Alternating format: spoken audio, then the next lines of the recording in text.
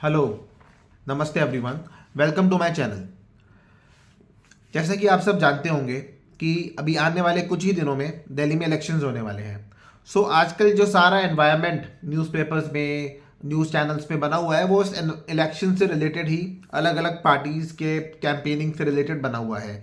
सब पार्टीज़ अपनी कोई ना कोई प्रॉमिस, कोई ना कोई गारंटी के बारे में बता रही हैं, जिससे कि वो पब्लिक का भला करने का इंटेंशन रखती हैं अगर वो इलेक्शन जीत जाती हैं तो मेरा भी वीडियो कुछ इसी टॉपिक पे है। एंड इसी टॉपिक पे मेरा एक वीडियो पहले भी बना है, और वो है फ्री प्रोमिसेस एंड गारंटीज के ऊपर, deceptive reality of free promises and guarantees. So आप ये वीडियो भी ज़रूर देखना, इसका लिंक मैं ऊपर आई बटन में दे दूंगा। एंड आज का ये जो वीडियो है कि ये जो प्रोमिसेस हो रही हैं, गारंटीज ये दी जा रही हैं, इससे एक्चुअली में जो गवर्नमेंट है या जो पॉलिटिकल पार्टी है वो क्या चाहती है। वो पब्लिक को रिच बना देना चाहती है, या वो चाहती है कि पुअर पुअर ही रहे और कभी भी इम्प्रूव ना हो सके, अमीर ना बन सके। तो बेसिकली ये फ्री प्रोमिसेस कर करके क्या पुअर को एडिक्शन लगाया जा रहा है फ्री की चीज़ों का। सो इस चीज़ को इस वीडियो में हम डिकोड करने की कोशिश करेंगे, ब्रेक डाउन करने की कोशिश करेंगे। तो इस वीडियो में लास्ट तक बने रहिएगा, ये वीडियो इंटरेस्टिंग ज़रूर होने वाला है। मे बी आपको कुछ नए पर्सपेक्टिव के पॉइंट ऑफ व्यू के बारे में पता चलेगा। एंड इन द एंड मैं आपको मेरा पॉइंट ऑफ व्यू क्या है इस पूरी सिचुएशन में, इस पूरे प्रोमिसेस के पीछे क्या गेम प्लान वर्क किया होता है, उसके ऊपर मैं अपना आपको पॉइंट ऑफ व्यू दूंगा। सो बेसिकली गवर्नमेंट या पॉलिटिकल पार्टीज क्या चाहती हैं? क्या वो गरीबी हटाना चाहती हैं, या वो पब्लिक को अमीर बनाना चाहती हैं? वो क्या चाहती हैं? वो गरीबी नहीं हटाना चाहती, क्योंकि गरीबी हटाने में कोई फ़ायदा नहीं है। फ़ायदा तो गरीबी के होने में है, और उससे भी बड़ा फ़ायदा है गरीबी के साथ नालायक भी अगर बना दो आप पॉपुलेशन को, तो और बड़ा फ़ायदा है। अब इस फ्री की प्रोमिसेस और गारंटीज से यही हो रहा है। जो पब्लिक या जो सेक्शन ऑलरेडी पुअर है, बैकवर्ड है, वीक है, उनको नालायक भी बना दिया जा रहा है। इससे क्या होगा? वो पूरी तरीके से इनकेपेबल हो जाएंगे, पूरी तरीके से वीक हो जाएंगे। मतलब बची कुची आज भी या इच्छा भी जो अपने आप को इम्प्रूव करने की, कुछ करने की, वो भी ख़त्म हो जाएगी। कोई भी फ़ायदा गरीबी हटाने में नहीं है। इससे क्या होता है? इससे जो डिपेंडेंसी बढ़ जाती है। पहले एडिक्शन लगाया जाता है प्रोमिसेस से, फिर पहले प्रॉमिस किया जाता है, उस प्रोमिस से एडिक्शन लगता है, एडिक्शन से डिपेंडेंसी बढ़ती है, और डिपेंडेंसी बढ़ने के बाद उन पे फिर रूल किया जाता है। ये है पूरा गेम प्लान। इस गेम प्लान से वोट बैंक है वो इंटैक्ट करने की कोशिश की जाती है। जो वोट बैंक इंटैक्ट हो गया वो कहीं नहीं जाएगा, वो आप ही को वोट देगा। या कल को किसी और ने अगर ज़्यादा पैसे ऑफर करने का अगर अनाउंसमेंट कर दी, तो फिर वो उसको भी वोट दे सकता है। वो कि ये वोट बैंक किसी का भी वफादार नहीं है। इसको आज सपोज जो 2000 दे रहा है, ये आज इसको वोट दे देगा, कल कोई अगर 2100 या 2500 या 3000 की बात करेगा तो ये उसको वोट दे देगा। पर पॉलिटिकल पार्टीज को का इनिशियल सोचना क्या है कि अगले 5 सालों के लिए हमें रूल पे आना है। तो ये इस वजह से इस वोट बैंक को अभी इंटैक्ट करना चाहते हैं इन प्रोमिसेस के थ्रू। अब इमेजिन करो अगर ये पुअर इन प्रोमिसेस के चक्कर में डिपेंडेंट जो हो जाते हैं, बाई चांस ये डिपेंडेंट ना हो, कुछ ऐसा हो कि ये सब पुअर इंडिपेंडेंट हो जाए, तो क्या होगा? अगर ये इंडिपेंडेंट हो गए, ये समझदार हो गए, कैपेबल हो गए, खुद पैसा कमाने लायक हो गए, तो धीरे धीरे धीरे क्या होगा? स्लोली एंड ग्रेजुअली ये जो लोअर क्लास है ये चर्न होते होते ऊपर आते आते अपर क्लास, मिडिल क्लास की तरफ बढ़ेगी। एंड नीचे क्या होगा? जो ये लोअर क्लास खाली हो गई है और ये ऊपर जाके मिडिल क्लास और अपर क्लास की तरफ बढ़ी है, तो फ्री प्रोमिसेस और गारंटीज के चक्कर में बाहर से और new set of people, new group of people, एक पूरा नया पूल ऑफ पीपल आएगा जो बाहर से आया है, जो ऑलरेडी गरीब है, जिसके पास कोई रिसोर्सेस नहीं है, साधन नहीं है, जो सपोर्ट सीख करता है। तो ऐसा एक तबका, ऐसा एक ग्रुप आएगा और ये न्यू पुअर क्लास बनेगी। और ये न्यू पुअर क्लास बनेगी क्यों? क्योंकि इसको ऐसी सिटी में जहाँ पे फ्री में गारंटीज मिल रही हैं, प्रोमिसेस मिल रही हैं, वहाँ पे वो धीरे धीरे आएगा, गैदर होगा और सेटल होगा। तो ये एक नई पुअर क्लास बनेगी। जो आज पुअर क्लास है ये कल को चर्न आउट होके मिडिल एंड अपर क्लास की तरफ बढ़ेगी और बाहर से जो नया सेक्शन आ रहा है ये नया पुअर क्लास बनेगी। तो ये चर्निंग चलती जा रही है। जो आज पुअर है और जिसमें इंटेंशन है अपनी लाइफ बेटर करने की, उसमें ये विल पावर है, उसमें जज्बा है, जिसकी कैपेबिलिटी अभी भी पूरी तरीके से ख़त्म नहीं हुई है इंडिपेंडेंटली सोचने की, अपना भले के बारे में सोचने की, वो धीरे धीरे मूव होके अपर क्लास और मिडिल क्लास की तरफ बढ़ के बाहर निकलेगी एंड बाहर से नई जो सेट ऑफ पीपल आएंगे ये नई पुअर क्लास बनेगी। तो ये चर्निंग चल रही है, बेसिकली कॉन्सेप्ट हो रहा है, लोग चर्न हो रहे हैं। ठीक है, तो अब इसमें क्या है, बेसिकली इन फ्री प्रोमिस है, तो इसके पीछे एक्चुअल गेम प्लान क्या है? गेम प्लान है कंट्रोल करने का। कंट्रोल कैसे? पहले प्रॉमिस करो, फिर एडिक्शन लगवाओ, फिर डिपेंडेंसी बढ़ाओ और फिर उन पर रूल करो। तो अब कंट्रोल, कभी भी जब भी कंट्रोल की बात आती है तो दो चॉइसेस होती है किसी के भी पास, या अपने ऊपर कंट्रोल करने का जो राइट है वो किसी और को दे दो कि भाई तू हमें कंट्रोल कर ले, या अपना कंट्रोल अपने हाथ में लो, टेक कंट्रोल। तो इसमें क्या है, जो ऑलरेडी पुअर है, जो ऑलरेडी वीक है, जिसके पास कोई साधन नहीं है, वो इतना कैपेबल ही नहीं है कि वो अपने आप को कंट्रोल कर सके, अपने लिए कंट्रोल ले सके, तो वो उसने अपना कंट्रोल डेलीगेट कर दिया पॉलिटिकल पार्टीज को, गवर्नमेंट को, इनकी फ्री प्रोमिसेस के थ्रू। सो बेसिकली इनकी फ्री प्रोमिसेस चाबी की तरह हैं, they are just like a key to power attain and retain करने के लिए ये फ्री प्रोमिसेस की जाती हैं। तो अब जब ऐसा हो जाता है तो जो भी वीक है वो अपना कंट्रोल दे देता है सामने वाले को। अब ये जो गेम है ना कंट्रोल का, ये ना सिर्फ पॉलिटिक्स में चलता है, पर ये day to day every day हमारी फैमिलीज में भी होता है, हमारी इंडियन फैमिलीज में भी ये गेम होता है। और ये गेम कैसे होता है? फैमिली में अगर दो बच्चे हैं, एक बच्चा है बहुत आज्ञाकारी बच्चा, सबको पसंद आता है, सबको अच्छा लगता है, क्यों? क्योंकि वो सवाल नहीं करता, वो पलट के आपसे बात नहीं पूछता, पलट के आपको जवाब नहीं देता, जैसा आप कहते हो मान लेता है, अपनी बुद्धि नहीं लगाता। एक बच्चा है ऐसा, ये सबको पसंद आता है, चाहे वो घर के मेंबर्स हो, रिश्तेदार हो, सबको पसंद आता है, सब इसको कहते हैं कितना होनहार बच्चा है, कितना आज्ञाकारी बच्चा है। ठीक है, अब ये बच्चा just like lower class and middle upper class ही है। अब दूसरा टाइप का जो बच्चा होता है, एंड प्लीज इस बच्चे वाले एग्जाम्पल पे अपना फीडबैक कमेंट बॉक्स में जरूर दीजिएगा, एंड ताकि मुझे इसमें एक्चुअली में आप लोगों का क्या फीडबैक है ये पता लग पाए। ठीक है, और आप लोग इससे रिलेट कर पा रहे हो कि नहीं ये मुझे पता लग पाए। अब जो दूसरा बच्चा है ये लॉजिकल है, अपना माइंड चलाता है, सिचुएशंस को इवेल्युएट करने की शक्ति रखता है, कैपेबिलिटी रखता है, तो इसको कुछ भी बोलो ये स्ट्रेट अवे उसको एग्री नहीं करेगा, ये अपना दिमाग लगाएगा, उसको ठीक लगेगा तो वो एग्री करेगा। मतलब उसको उसमें करेज है राइट को राइट बोलने का, एंड रॉन्ग को रॉन्ग बोलने का, एंड राइट के साथ खड़े होने का, एंड रॉन्ग को कॉल आउट करने का। तो वो अपना डिसएग्रीमेंट क्लियरली आपको शो करेगा। और जो इस टाइप का बच्चा है वो आपसे सवाल भी पूछेगा, पलट पलट के सवाल पूछेगा, और उसको कोई चीज़ समझ में नहीं आएगी तो वो नहीं करेगा, वो डिसएग्री करेगा। तो क्योंकि वो उसको आपका वैलिडेशन या आपकी एप्रिसिएशन सीख नहीं कर रहा वो, इसलिए वो ऐसा नहीं होगा।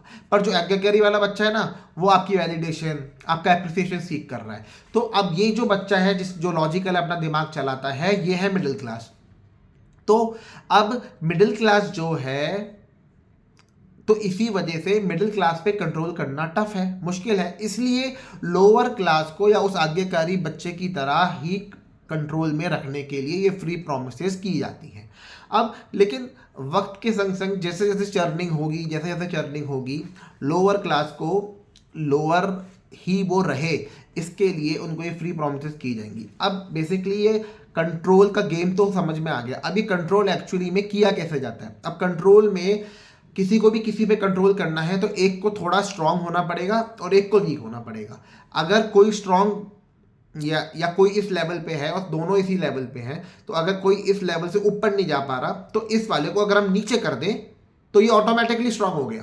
तो या तो खुद को स्ट्रांग बना लो या सामने वाले को वीक कर दो। सेकेंडली, जो राजा होता है, राजा की एग्जिस्टेंस, राजा की रेलेवेंस तभी तक है जब तक उसका किंगडम है, क्योंकि किंगडम के बेसिस पे ही वो राजा है। अगर किंगडम नहीं तो राजा नहीं।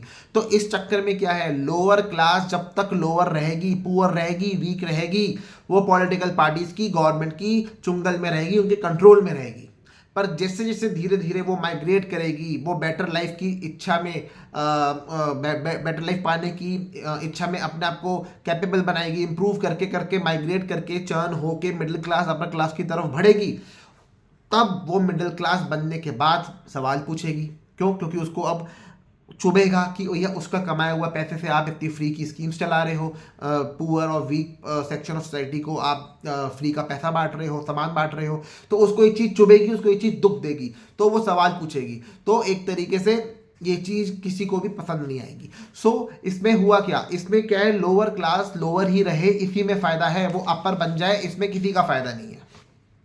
तो यही है कंट्रोल का गेम, कि जो अगर आप स्ट्रांग नहीं बन सकते तो सामने वाले को वीक बना लो, तो आप ऑटोमेटिकली स्ट्रांग हो जाओगे। तो बेसिकली चंगुल में रखना है पॉलिटिकल पार्टीज को, इसलिए वो फ्री की प्रॉमिस और गारंटीज दे रही है। अब पॉलिटिकल पार्टीज तो ये सब कर रही हैं, पर इसका इम्पैक्ट क्या होगा, ये उस सिटी में, उस शहर में, उस कंट्री में रहने वाले लोगों को सोचना पड़ेगा। क्या सोचना पड़ेगा कि इम्पैक्ट इन फ्री प्रोमिसेस, इन फ्री गारंटीज का ये होगा कि the city will attract poor and it will slowly and gradually start to look poor. अब पिछले 10 सालों में जैसे कि दिल्ली में आम आदमी पार्टी की गवर्नमेंट रही और उन्होंने कई सारी फ्री प्रोमिसेस करी, उसमें कई एरियाज दिल्ली में ऐसे हैं, या कई एरियाज को छोड़ के, या कुछ ही एरियाज को छोड़ के आपको भी पता है कि दिल्ली की जो पिक्चर है वो कैसे चेंज हो गई।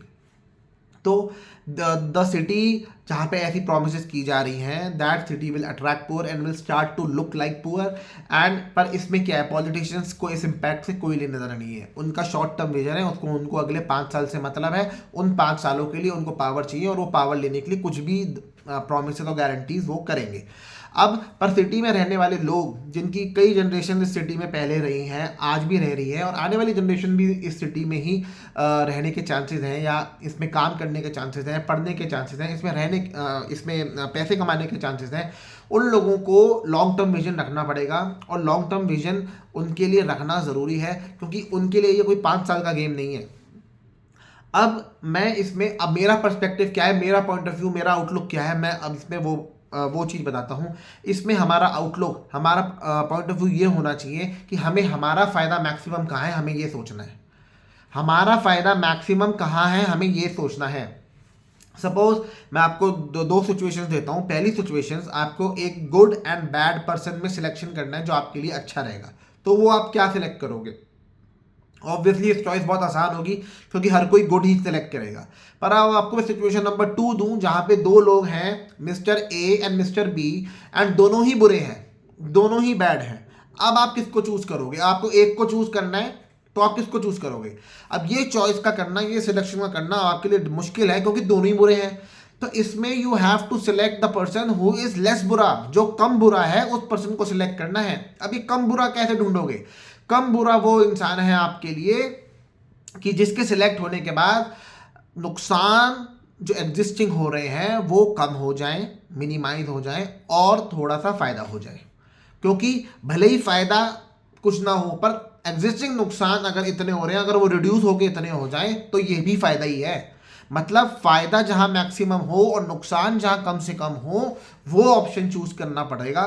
2 बुरों में से उस बुरे को चुनो जिसके संग नुकसान कम हो सके एंड फायदा ज्यादा हो सके। तो वो कम बुरे को चुनो, ज्यादा बुरे को नहीं। तो अब इसमें जो दिल्ली इलेक्शंस के कॉन्टेक्स्ट में अगर मैं बात करूं, तो इस कॉन्टेक्स्ट में मैं ये बोलना चाहता हूं कि दिल्ली के जो इलेक्शंस हैं, इसमें मेनली 2 मेजर फाइट है, वो 2 ही कंटेंडर्स के बीच में है। एक है आम आदमी पार्टी, एक है बीजेपी। अब हम दोनों ही केसेस देख के समझने की कोशिश करते हैं कि आगे इक्वेशन कैसी बनेगी। पहला केस तो ये कि आम आदमी पार्टी जीत जाए, और दूसरा ये बीजेपी जीत जाए। अब हम फर्स्ट केस की बात करते हैं। अगर आम आदमी पार्टी जीत गई तो दिल्ली में रहेगी आम आदमी पार्टी, सेंटर में रहेगी बीजेपी, एंड जो दिल्ली की नेबरिंग स्टेट है हरियाणा, वहां भी रहेगी बीजेपी। ठीक है? तो अब ये इक्वेशन स्मूथ नहीं है, स्ट्रेट लाइन की नहीं है, क्योंकि इसमें एक वेरिएबल चेंज है। दो तरफ तो बीजेपी है और बीच में आप बैठी है, तो इसमें क्या है, chances of clashes, differences, controversies ये बहुत ज़्यादा होंगे। और यही इनके पिछले जो 10 साल की हिस्ट्री है आप वर्सेस बीजेपी की, इसको देख के ये समझ में आता है कि टाइम टू टाइम कितनी कंट्रोवर्सीज, कितने रोड ब्लॉक्स, कितने क्लैशेस आए हैं, जिसकी वजह से फंक्शनिंग इतनी स्मूथ और इतनी स्ट्रीमलाइन नहीं रही। तो इस वजह से क्या होगा, इस वजह से डिलेज होंगे, इस वजह से प्रोसीजर रिजल्ट्स टाइम पे नहीं मिलेंगे। तो इससे क्या होगा, चांसेस ऑफ फायदा होना थोड़ा कम हो जाएगा, प्रोबेबिलिटी फायदा होने की थोड़ी कम हो जाएगी। अब हम ऑप्शन नंबर 2 देखते हैं कि जहां सेंटर में भी बीजेपी है, दिल्ली में भी बीजेपी है एंड नेबरिंग स्टेट हरियाणा में भी बीजेपी है। यहां तीनों ही जगह बीजेपी है। इसका मतलब क्या है, कॉमन पावर सेंटर है तीनों जगह पे। सो इसकी वजह से कुछ तो बेटर इंपैक्ट होगा फंक्शनिंग की स्ट्रीमलाइन होने में। दिल्ली की जो मेजर प्रॉब्लम्स हैं, air pollution and water pollution, जो यमुना नदी की पोल्यूशन की ये बात कर रहे हैं, जो आप वाले बात कर रहे हैं कि हरियाणा से इसमें इंटेंशनली पोल्यूशन मिलाया जा रहा है और इसको पॉल्यूट किया जा रहा है। तो अब जब तीनों ही जगह सेम पावर सेंटर होगा तो इन प्रॉब्लम्स, जो मेजर प्रॉब्लम है दिल्ली की एयर पोल्यूशन की प्रॉब्लम तो बहुत मेजर है, इन प्रॉब्लम्स में एक डायरेक्ट रिलीफ मिलने के चांसेस बढ़ जाते हैं। सो बेटर है, प्रोबेबिलिटी कुछ अच्छा होने की चांसेस है ज़्यादा कि क्लैशेस कम हो, डिफरेंसेस कम आए, क्योंकि एक ही कॉमन सेंटर है, एक ही पावर सेंटर है तीनों जगह पे। तो इससे इससे क्या निकल के आता है कि जहाँ पे चांसेस ऑफ हैविंग फायदा आर मोर, और नुकसान होने के चांसेस कम है, या एग्जिस्टिंग जितने भी नुकसान है उनके कम होने के चांसेस ज़्यादा हैं। सो इसमें एंड में क्या रिजल्ट निकला, एंड में ये निकला कि as per your situation, evaluate your situation, apply your mind and take the decision. ये मेरा पर्सपेक्टिव था जो मैंने शेयर करा आप लोगों के साथ। आप लोग अपना माइंड लगा के अपनी सिचुएशन के हिसाब से you take your call, you make your selection. And in the end middle class के लिए मेरे पास ये मैसेज है कि मिडिल क्लास आप प्लीज़ उठ जाओ। ये आपके लिए वेकअप कॉल है, जैसे कि फ्लाइट में बैठने से पहले लास्ट बोर्डिंग कॉल होती है, तो ये उसी तरह मिडिल क्लास की लास्ट वेकअप कॉल है, because the lower class is fast catching up and आपको हर तरफ से श्रिंक होके ख़त्म होने के पूरे चांस हैं। लोअर क्लास ऊपर आ रही है, अपर क्लास ऑलरेडी है, बीच में आप जो बैठे हो ये ऊपर आते आते ऐसे ये क्रश ना हो जाए। सो इस टॉपिक पे कि what is the way ahead, what is the road ahead for the middle class, what middle class should do, इसके ऊपर मेरा एक अलग सेपरेट वीडियो आएगा, उसको भी आप देखिएगा। और ये वीडियो आपको यहाँ तक कैसा लगा, ये जो प्रोमिसेस के पीछे गेम प्लान मैंने आपको बताया, ये क्या ये आपको थोड़ा बहुत भी रेलेवेंट लग रहा है, क्योंकि इसमें ये पहली लेयर तो इसमें प्रोमिसेस की ही दिख रही है कि हाँ भाई ये फ्री में प्रॉमिस की जा रही है, बस प्रोमिसेस से पुअर का फायदा हो रहा है, पुअर आ रहे हैं, पर इसके आफ्टर इफेक्ट्स क्या होंगे, आफ्टर इफेक्ट्स के आफ्टर इफेक्ट्स क्या होंगे, उसके आफ्टर इफेक्ट्स क्या होंगे, अल्टीमेटली क्या सिचुएशन क्रिएट होगी, ये इस वीडियो के थ्रू मैं आपको दिखाना समझाना चाह रहा हूँ। सो अगर आपको ये वीडियो रेलेवेंट लगा हो, बेनिफिशियल लगा हो, रिलेटेबल लगा हो, और आप भी इसमें फैमिली के जो बच्चों वाला एग्जांपल मैंने लिया उसको आप रिलेट करते हो, तो प्लीज़ कमेंट बॉक्स में अपने कमेंट ज़रूर दीजिएगा एंड इस वीडियो को लाइक कीजिएगा, मैक्सिमम शेयर कीजिएगा एंड इस चैनल को सब्सक्राइब कीजिएगा। Thank you so much.